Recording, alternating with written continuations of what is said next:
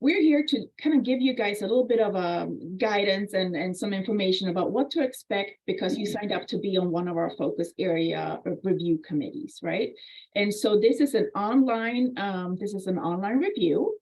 And what we're going to kind of talk about here today is the agenda is pretty short. We're going to talk about the role of our committee members, what the expectations are. We're going to take you through the online portal and help you provide you with some nuts and bullets and some quick tips on how to really maneuver the review process.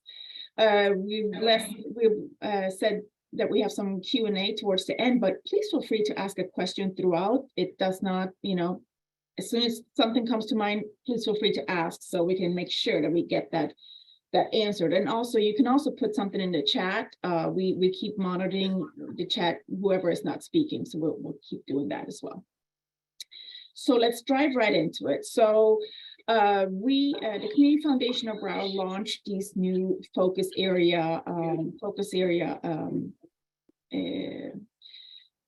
grant areas after we have gone through our different strategic plan, and it kind of became clear that we needed to streamline our grant making a little bit more. And in doing so, we also wanted to make sure that we wrapped around more committees around our grant making work.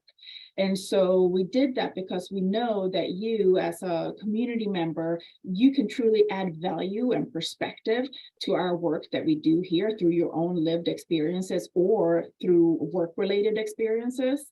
And it will provide us to provide more of unique input towards our grant making so we can have a greater impact. Hey, Mark.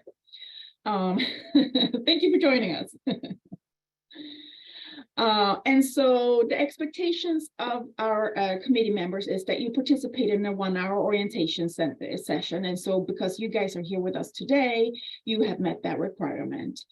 What you're going to get by March 31st, or I should say on March 31st, you will get 5 to 8 proposals to review through our online grant portal.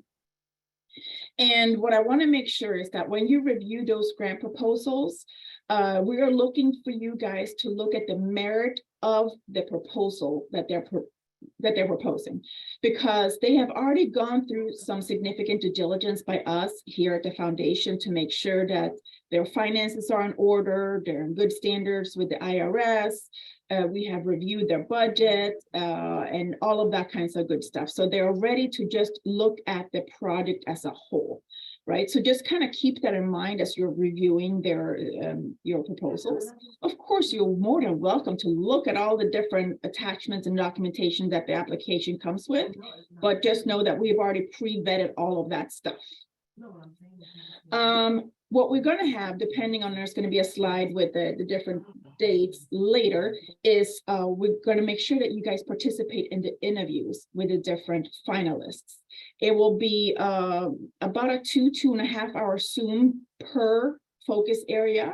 And it will help you guys provide some greater clarity as to what the written application has, because what we've found is that when you participate in these interviews, the project comes to life in a different way than what it would have done, on paper. Sometimes it's for the better, sometimes it's not, right? But it also gives you an opportunity to ask some questions to the nonprofit based on your understanding of the application. We just ask that you being sensitive as to how the questions are being asked, because we don't invite people for an interview because we want to ask some harsh questions, right? We want to make sure that it's really just friendly conversation and friendly questions that are being asked. The other thing is we want to make sure that we have conflict of interest being disclosed, and you will have an opportunity to do so when you see your applications in the portal. The very first question is going to be for each application that you review, if you have a conflict with that particular organization. And when we say conflict, we're looking more for, let's say you're sitting on the board, or you're part of their fundraising committee, or maybe a relative or yourself, you work for that organization, something like that, that is a really strong conflict of interest. If you have any questions about any other type of conflicts, just reach out to us and we're happy to talk through it and see if you should sidestep that application. Also, we will try and schedule site visits. However, those are not mandatory for you guys to attend. However, when we get those set up, we will share those with you guys. And if you have an opportunity and you want to participate, you're most welcome to attend. But that won't happen until after we've had the interviews and we kind of have a good sense for who it is we want to support. Last but not least, this review process is confidential until the selected projects have been approved by the board. And in this particular case, the board will approve these applications for the April board meeting. So after the April board meeting, then you will be more than welcome to share who the recommendations are for these particular projects that we're recommending. I see a hand raised, and yeah, I was going to tell you. Do you want to take it, Cassandra? Yeah, you have a question on here. What if you are a donor to the organization? Would this be a conflict of interest? And so we know that we know that many people are a donor to different organizations, and so if you can still be unbiased, then that is fine for you to sit through it. You just have to disclose that you are a donor, and just because we're still looking for you guys to be unbiased in your opinion. And so I think that we can probably still work that out, unless perhaps you are like a super major donor. That might be a different story versus, does that make sense? Okay. Did I see a hand up or no? Okay. All right. So moving right along. no, you're good, Angela. Yeah. Okay.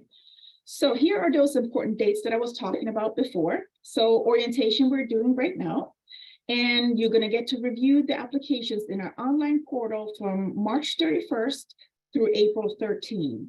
So because it is an online portal, you have the opportunity to log in whenever you want to, night or day, weekend or weekday, so that you can do it at your leisure, right? And so that's that. But we do want to make sure that you have your reviews completed by April 13th, because we also need to have some extra time to set up the interviews with the finalists of that we're going to interview. So just so that you guys know, because from April 13th until the first interview on the 17th, that isn't that many days. So just know that when we send these applications out to you guys to review, we are notifying the nonprofits to hold the date and time frame in case they are selected for an interview. So it won't come as a surprise when they're actually getting that 15-minute time slot that they're going to join us for an interview, right? However, if you're not invited for an interview, that might indicate that they won't be selected. Just wanted to let you guys know, since it is a quick time turnaround. So education and youth enrichment, April 17th, we're interviewing. Social and economic mobility, April 18th. Healthy and thriving communities, April 19th. And then art and cultural on April 21. And if you do have a conflict for any of these dates, you might want to switch committees to a date that fits better. Just throwing that out there, that you absolutely have the option to do so if your schedule don't allow for you to participate in the interviews. Did I see something in the chat here? Nope. Okay, we're good. All right, so I think we're up for Cassandra. Do you want to start this off? Absolutely. Excuse me. So these are our new focus areas, obviously education and youth enrichment, and we have healthy and thriving communities, social and economic mobility, and the arts and culture. And of course, we'll talk through these roles separately, whereas remember, Angelica is education and youth enrichment and arts and culture, and the buckets of social and economic mobility and healthy and thriving community fall under my leadership, if you will. And then we do have two other areas that are by invitation only. And this is our READY bucket, and it's racial equity, diversity, and inclusion. And we do have the Broward Center for Nonprofit Excellence as well, where we do by invitation, and that is the leadership is Kathy over there. She's doing a great job with our smaller nonprofits, just getting them established and getting them together with the Nonprofit Center of Excellence area. And then we will go into, okay, so we'll start with social and economic mobility. All right, so this is my umbrella. And with social and economic mobility, obviously, it's to empower hardworking residents, right, to move forward in financial stability. And we're looking to break the cycle of poverty under this umbrella. So what you'll see is these areas, what we're looking for in the grants is under talent pipeline. We want agencies to be able to show us that they're building some stronger pipelines of diverse talent. So we want to fuel our local economy growth by reducing, the skills gap and meet demands for workforce. So under this umbrella, we're looking for maybe opportunities to expand GED education, maybe certifications for GEDs, maybe plumbing, AC, electricians, those type of talents we want to expand on. And some of these nonprofits are applying under that umbrella. That's what we're looking for. We want the talent through workforce training to be able to deliver some of the tools that aren't the same, the same way as individuals are going for a four-year college or getting the degrees for those. We want to make sure they can expand the talent pipeline so they are able to get better economic opportunities in the workforce. So that's under there. And then we have remove barriers. So you'll find that under social and economic mobility, the nonprofits are applying to remove some of the barriers like transportation, addressing some of the determinants that are out there dealing with health and economics. So we're looking at maybe childcare, removing barriers to technology so we can give them upward mobility or enable them to have some upward mobility. So you'll find that under there. So it's to break through systemic barriers for assessing enhanced economic options. We want to be able to make sure Broward County has the opportunities to be included in obviously the talent pipeline by removing some of the barriers that they're facing. And then with future financial success, some of the nonprofits, what we're looking for is to provide pathways to education and empower underserved individuals by teaching them financial literacy, by putting, financial literacy programs in place where they're able to learn more about savings accounts and the things that we take for granted, like investment opportunities or some of those options. So you'll see some applicants apply under the future financial success. And then we have entrepreneurship on this umbrella as well. And we want to be able to develop entrepreneurship opportunities to small businesses and to promote entrepreneurship to those that you wouldn't typically see as an entrepreneur.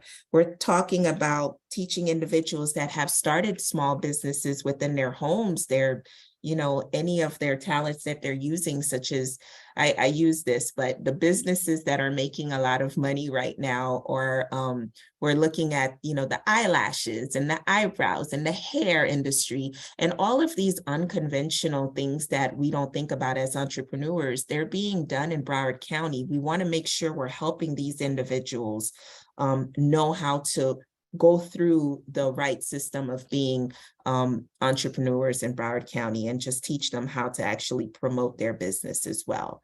So that falls under social and economic mobility. And I'll stop here. If you guys have any questions under those umbrellas, feel free to ask. I do not see any hands. I don't know if you were moving, Trevor. I was going to call on you, but I won't. All right. And then after that, we have healthy and thriving communities. And the aim here is to improve health equity across the board for Broward County, the well-being across the populations in our county. And under this umbrella as well, we have resiliency and sustainable environment. So we start with physical health. The foundation is looking for, I apologize, to create social and physical environments that promote good health for all ages. So this is a really great space because you're able to help individuals from any age group. So think about that when you're reading some of these applications with physical health. And we also want to see structured physical activity that's easily accessible to residents. And We also want it to take place over a period of 8 months or more for this umbrella as well, if it's a structured activity that they're proposing. And then we want to promote programs that's addressing chronic disease prevention and intervention. So some of the applications you will see fit under this umbrella as well. Mental health is a pretty big space. We have a lot of applications coming in with proposals for that. What we're doing under this umbrella, we're looking to reduce stigma regarding mental health, and of course, normalizing seeking self-help and self-care. We want to see increased access to mental health services in low-income communities in Broward County specifically. And we want to provide innovative outlets and resources for continued mental health support. So some of these applications, you'll see all of the above, and you'll just see some that's specific to, you know, one or the other, but mental health is a pretty big one with a lot of applicants. And then we have food and nutrition. We're looking specifically for people that are looking to reduce household food insecurities and hunger. So there's a lot of space in Broward County that do have food deserts. They're probably going to address some of those by promoting healthy eating habits that inspire residents to take charge of their health. And we want to build long-term capacity also for communities to increase access to fresher food. So they should show us that they're getting more nutritious food supplies, and it's something more long-term. And then we have environmental education and sustainability under this umbrella as well. We want to promote environmental health programs and interventions, reduce the amount of toxic pollutants released into the environment, and then support habitat protection, coastal resilience. You'll hear all of these things with dealing with sustainability and the environment, but water quality, energy efficiency, environmental outreach, and more. So applications coming in with any of those would fall under environmental education. And then, of course, education programs for the youth and adults under environmental education. So maybe it'll be a beach cleanup. Maybe we're looking at individuals that want to do things with our animals. We're like the nature center, the various areas in Broward County that are educating the youth on various animals that are helping keep our environment sustained. So think about that when you're reading some of these applications. That's what it will have on there. Any questions under healthy and thriving communities? Cassandra, this is Aurelio. Am I correct to state that this is a partnerships that the foundation has with Broward Health and Memorial Healthcare System on physical health and mental health and one of these categories? Or if we currently have a partnership, or if they're applying for? No, I think when I was with Memorial, I think the foundation did have relationships with Memorial that fits these categories. Absolutely. And my question is, I'm sure Broward Health has a similar relationship. Are there any physical health and mental health? Are there others out there that are also fit that role? Well, we're waiting on more applications to come, but we have had some present. They've submitted applications to fall under these areas. So we do have other people in the community, specifically in the mental health space, that has applied. And we've since reviewed some of the applications, and you'll see more coming in. But yes, Memorial is absolutely one of the agencies that we've supported in this space, dealing with aging, specifically with isolation. All right. Thanks. You're welcome.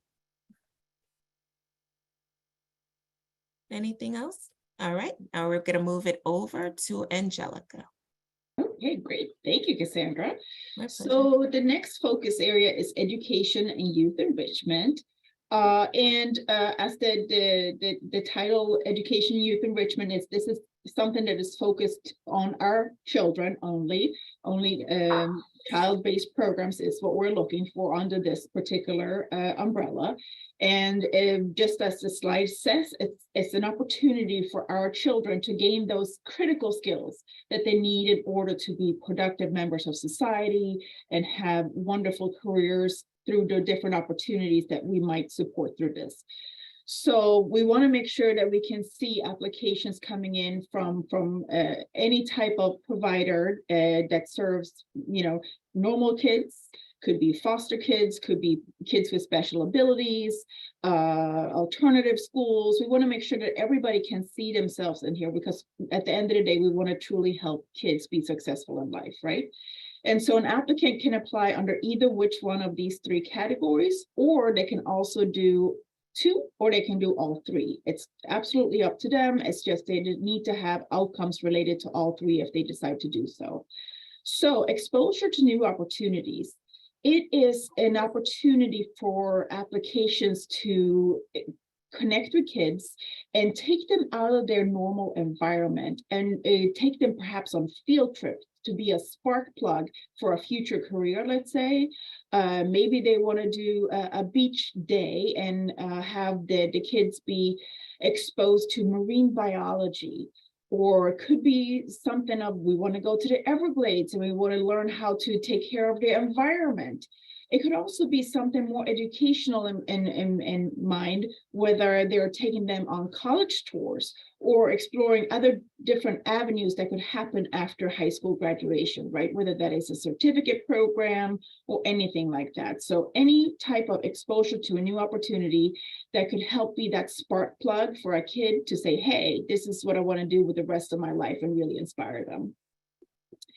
K through 12 academic achievement is pretty straightforward. We're looking for programs that will support students, whether it's in school, after school, summer program, our weekend program, but we want the kids to be able to increase their academics. We want them to have better grades.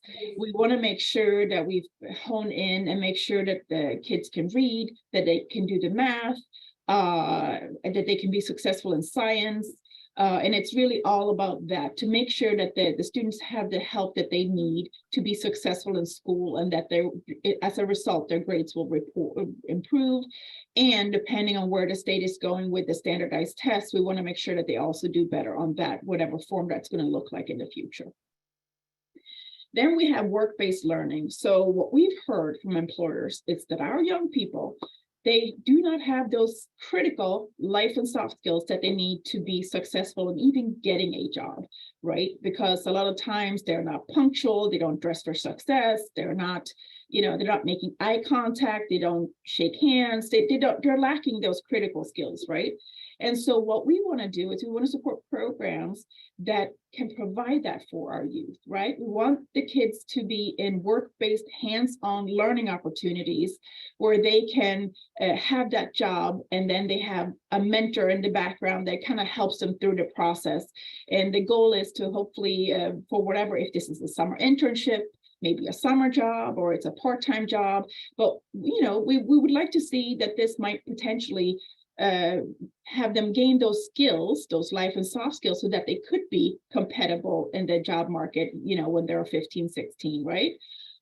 Because there's too many seniors working at Publix, and we want to make sure that we can also have those young ones being competitive in that role. And nothing against seniors, I just want to make sure that we set up our young ones for success. Any questions about education and youth enrichment? Aurelio again. So I'm sure that in the education, exposure to new opportunities and so forth, they are measuring targets to compare what the proposed grant was looking for and how well they're doing in meeting those objectives.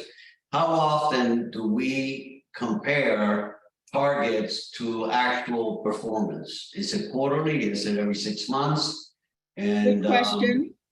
Yeah, it's a very good question, and this is applicable for all of our focus areas. We have always a midpoint or mid-year report, and then there's a final report.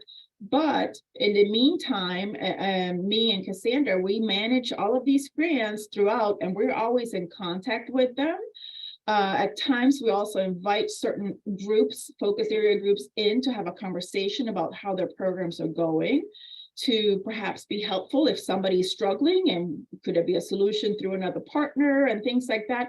But overall, what I can say, 99% of the projects that we support, they perform better than what they're supposed to. So we rarely have to have any intervention, if you will. But we do absolutely make sure that they're meeting expectations. And if they are a multi-year grantee, they have to absolutely meet that benchmark before we, pay the second or third year on an installment plan for a multi-year grant. So there are checks and balances in place for that.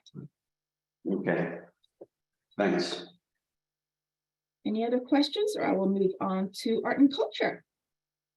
Okay, so art and culture is, the fun category, right? So we want to make sure that we have art all over Broward County, and we want to make sure that we can create access to the arts for everyone. And this particular art and culture focus areas, it's not specific to kids. It is for everyone, from young to old. We want to make sure that our seniors have access, our young ones have access, our LGBT residents have access, anybody with special abilities. We want everyone to see themselves in this category, right? And so we want to make sure that we can really expand and elevate the arts in Broward County. I feel like we have done a good job supporting the arts over the past couple of years here at the foundation. It has been very much of a singular focus in the past, but now it's much broader. And now I feel like all art and culture institutions in Broward County can see themselves in this focus area. Again, these organizations that are applying can apply for one subcategory or multiple. So for art education, that is a little specific. We're trying to increase literacy through using art as a tool. And that could be, again, for young and old participants, right? We just want to make sure that we want to do that. We want to increase literacy through art education. Art therapy is truly what it is. It is using art as a tool to have residents who are going through something have an opportunity to express themselves and use the arts as a tool to help cope with something. And it could be anything that they want to use art therapy for. We are open for everything that they propose to us.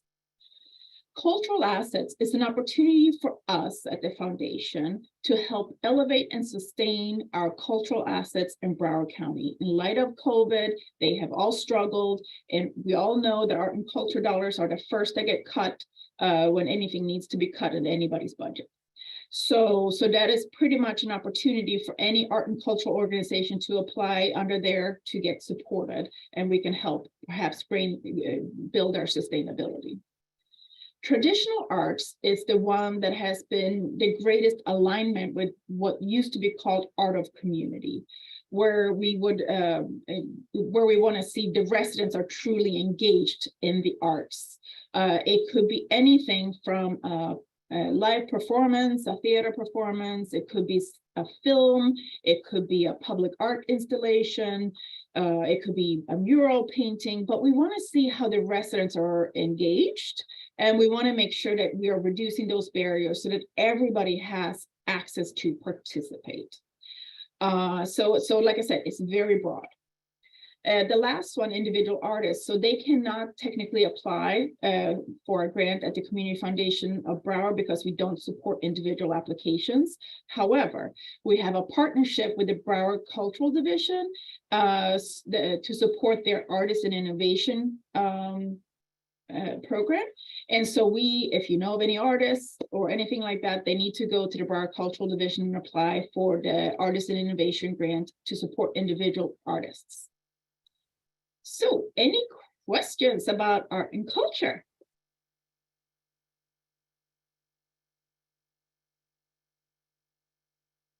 I hear none, I see none, so I am going to move on to the online portal. So that will be you, Tina. You're just going to have to tell me when you want me to fast forward. Okay, sounds good. So you all, I'm going to be walking us through the portal and the aspects of the portal. So I will start by we're also going to do a live demo as well. So I'm just going to go through a couple of slides and then we'll jump over to the live demo. So this is where you can log into our grant portal. The link is right there. I'm also going to show you on the live how to get there through our website. So when you get to this page, you're going to the focus area director that you belong to will provide you with your password, and it's going to be the same across the board for everyone. You can also click the forgot your password button. It does walk you through a couple of more steps when you do it that way, but you'll get a password from your director. From there, you can go to the next slide. Once you're in your portal, you'll see this screen, and this is going to be all of your applications that are there for you to review.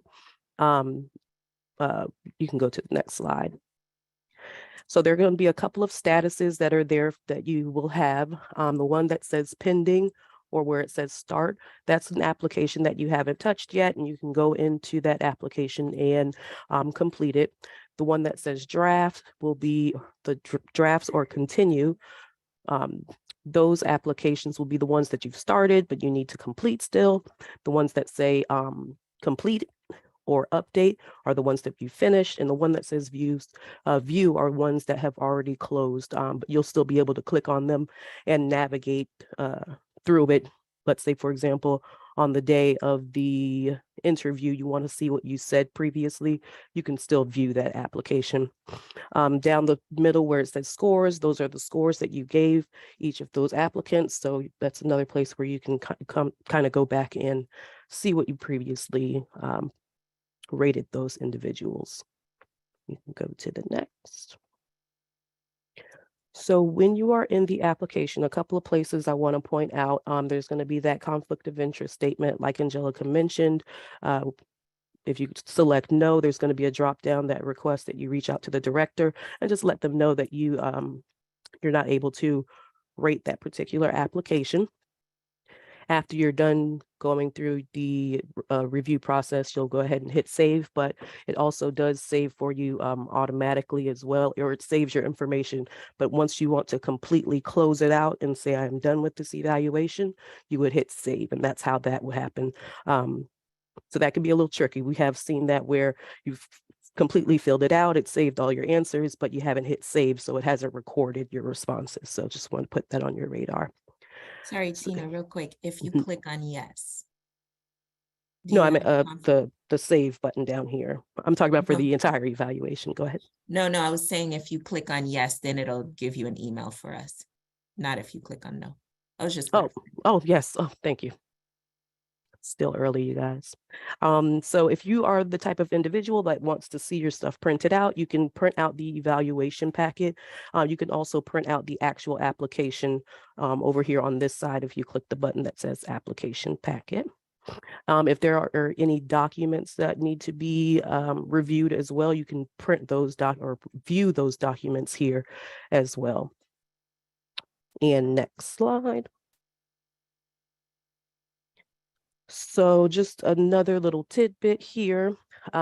This is how the evaluation will look. It's going to be a 1 through 4 scale, really easy Likert scale. And then it also has a comment box for each of the scores that you give the applicant. We really love to see those comments and questions in those comments, because that allows us to give that information to the applicant so that they're prepared for the interview. And it kind of makes the flow better during the interview process. You all will already kind of maybe have they'll answer those questions for you, and we'll be able to spend more time asking them more questions if we need any follow-up. So if you have comments or questions, please put those in there. And so if you are someone who likes to view your documents on the screen, I just wanted to point out that you can pull these down, and we'll do that in the live view as well. Pull them down so you can see all of the content in the box. And next slide, if there is one. All right. So now I am going to share my screen and we can walk through this. Sounds Right. easy, right? Well, any questions so far as I share my screen? Oh, okay, great. All right, do you all see our website here floating across the screen? Perfect.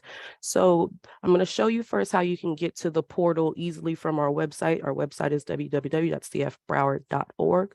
If you come up here to where it says log in, drop down to nonprofits,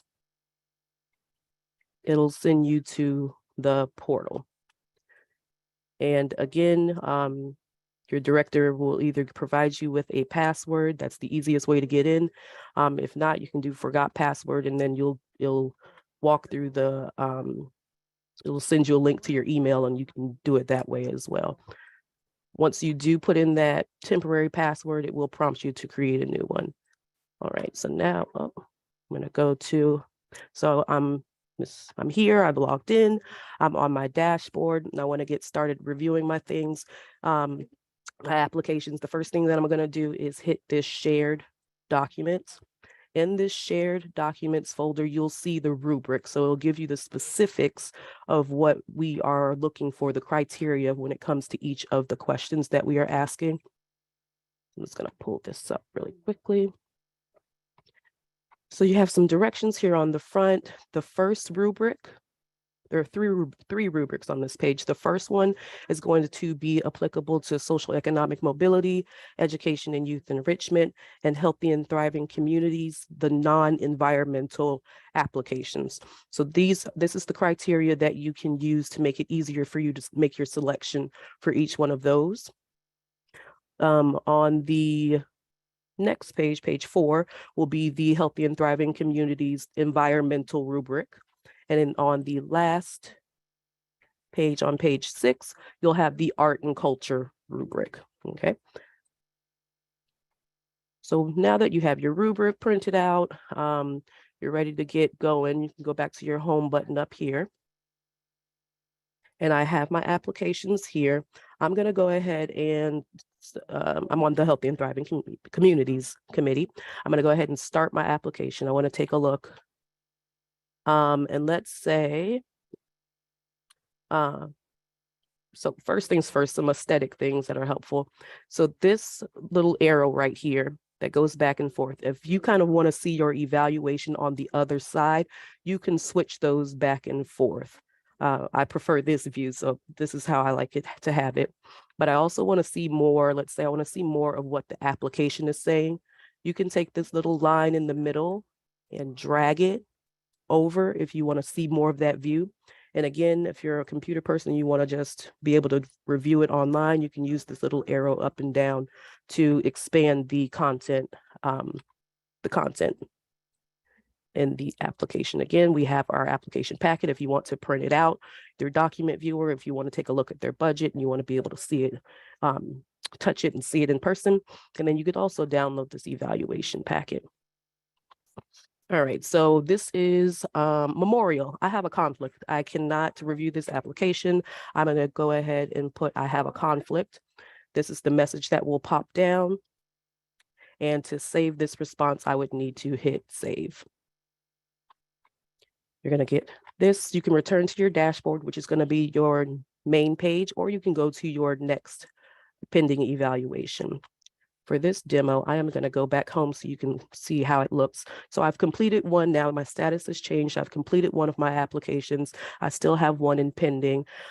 Let's say that you do have 8 or so applications that are in here, and you want to just toggle between what I have complete, what I have pending, what do I have in draft. You can do that here up at the top. So if you hit pending, it'll show all your pending. If you want to get out of that view, you could just hit pending again. Same thing with your completed applications. So I'm going to go to my pending application. I'm going to get started here. And I do not have a conflict with this one. So this is what the what it's going to look like when you go in there.